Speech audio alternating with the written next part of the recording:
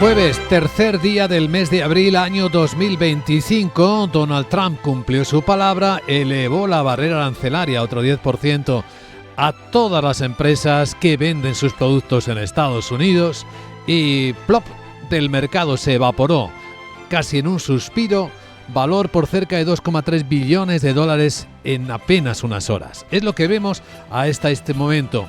¿Puede ir a más o pueden estabilizarse los mercados? Mucha gente se hace esta pregunta intentando calibrar el impacto real de lo que Donald Trump ha anunciado.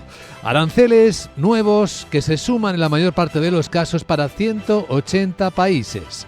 Ahora mismo el futuro del mercado americano viene cayendo un 3% el S&P 500, una potente caída de 170 puntos que lo hace bajar a los 5.541, entendiendo que el primer impacto lo reciben los propios americanos. El futuro europeo, ya estamos mirando hacia adelante, viene cayendo en una proporción casi parecida. 2,6% de recorte, 137 puntos abajo el futuro del Eurostoxx. En los mercados de Asia el impacto también es visible, aunque como los mercados han venido descontando previamente ya esta escena, no vemos algo que sea extraordinariamente fuera de lo esperado, aunque en dentro de lo esperado tenemos la caída del 3,3% de la bolsa de Tokio o del 2,5% de la bolsa china de Hong Kong. ¿Qué es lo que tenemos delante? Pues un anuncio sonoro en términos de marketing de que 2 de abril, o sea, el día que acabamos de dejar de atrás, ha sido el día de la liberación para Estados Unidos. Fellow Americans, this is Liberation Day. Compatriotas americanos, es el día de la liberación que hemos esperado durante tanto tiempo. 2 de abril de 2025 será recordado por siempre como el día en que se renació la industria americana, el día en el que se recuperó el destino de Estados Unidos, el día en que comenzamos a enriquecer a Estados Unidos de nuevo. Vamos a hacerlo rico, bueno y próspero, insistía Donald Trump, tras mostrar una subida generalizada de los aranceles del 10% a todo el mundo, en todos los ámbitos. El plan que impone tasas elevadas arancelarias a muchos países suma incluso aranceles extraordinarios, sobre todo a China, de un 34%, sobre todo a la Unión Europea, de un 20%.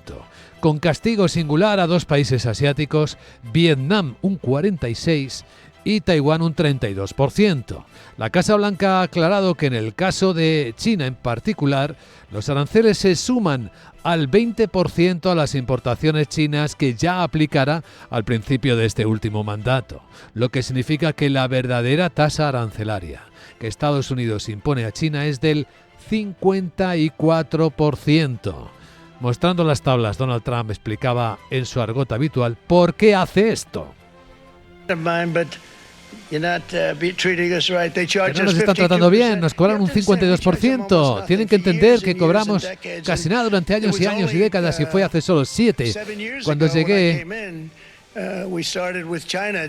dice que empezaron con China, les acusaron de haber recibido cientos de miles de millones de dólares de China en aranceles. Y ellos lo entendieron, honestamente. El presidente Xi lo entendió. Dijo, miren, yo lo entiendo. Y los demás países todos lo entienden. Tendremos que aplicar un poco de mano dura, tal vez, pero todos entienden que nos están estafando y lo entendieron, insiste Donald Trump. Pues no lo entiende el resto del mundo, que están buscando la vía posible de negociación, la misma que al mismo tiempo que se anuncian contramedidas, esgrime la presidenta de la Comisión Europea, Ursula von der Leyen, en una declaración institucional desde Samarcanda.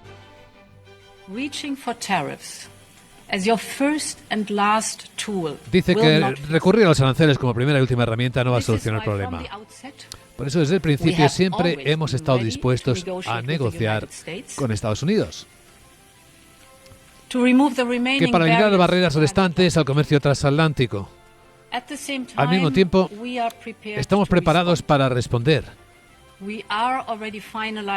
Estamos ultimando el primer paquete de contramedidas en respuesta a los aranceles al acero Y ahora nos estamos preparando para nuevas contramedidas para proteger nuestros intereses y nuestros negocios si las negociaciones fracasan.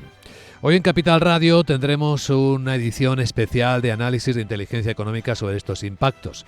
A partir de las 8 de la mañana, hora central europea, en este tiempo de análisis nos va a acompañar en nuestros estudios el presidente del Club de Exportadores e Inversores Españoles y vicepresidente de la Confederación Europea de Asociaciones de Comercio Exterior, Antonio Bonet.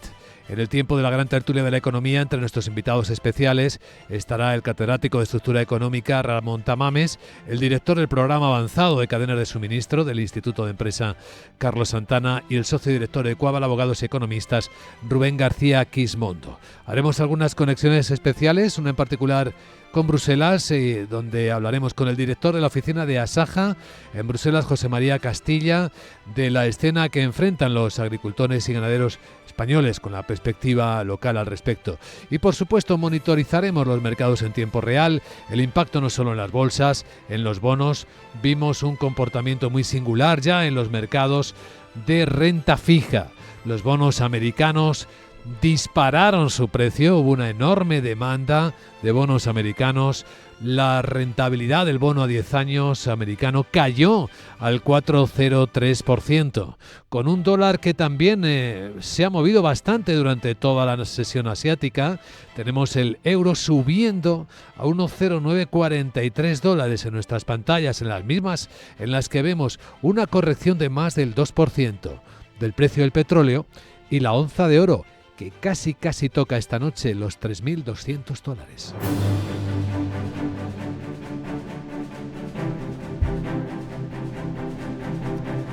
Pues visto el trazo gordo de las barreras arancelarias que sube Estados Unidos, tenemos que ir bajando al detalle de lo que ya sabemos.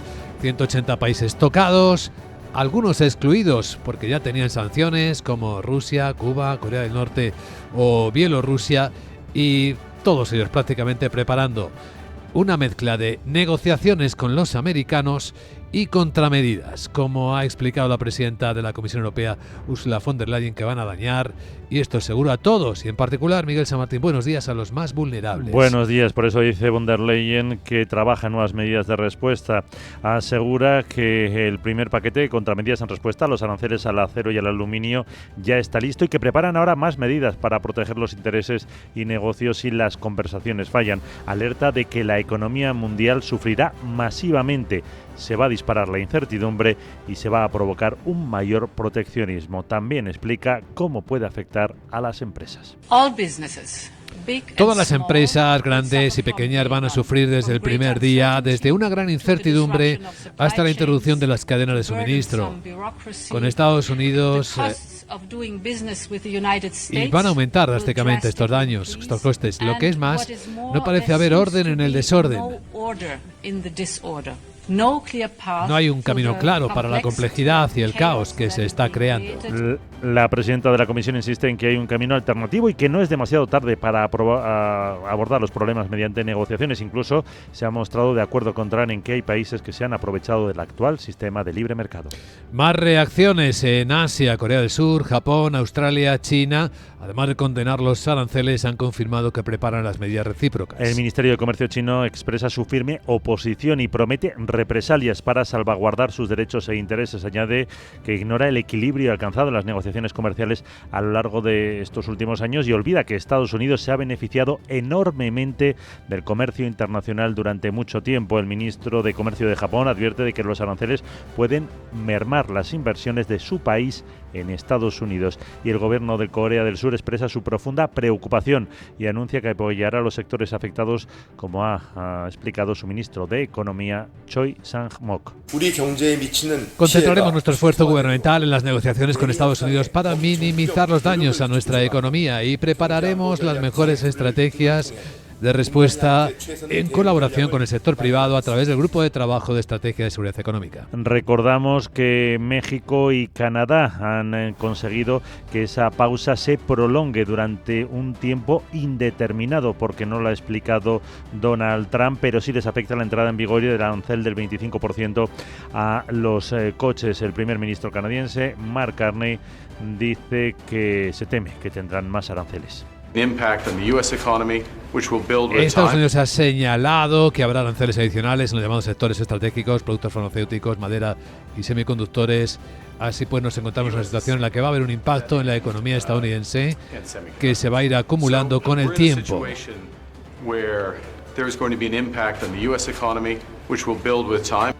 La presidenta de México, Claudia Sheinbaum, ya se ha reunido con su gabinete y les pide continuar con el plan diseñado para impulsar la producción y la economía. Y en el propio Estados Unidos hemos visto también numerosas reacciones. Asociaciones de empresarios de Estados Unidos han expresado su preocupación por esta incertidumbre que generan los aranceles.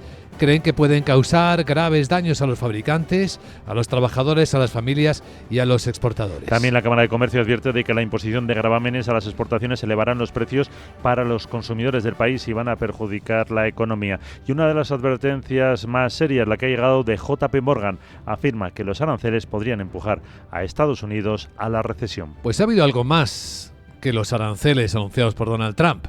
El presidente de Estados Unidos ha adelantado que va a anunciar una gran bajada de impuestos. La mayor de la historia del país, y que lo hará sin recortar las partidas destinadas a la seguridad social ni los programas sanitarios como Medicare o Medicaid. No ha dado más detalles. Lo hará en un proyecto de ley que tendrá que pasar por la aprobación de las dos cámaras, donde también los republicanos tienen mayoría. Por eso Trump cree que va a beneficiar a todos.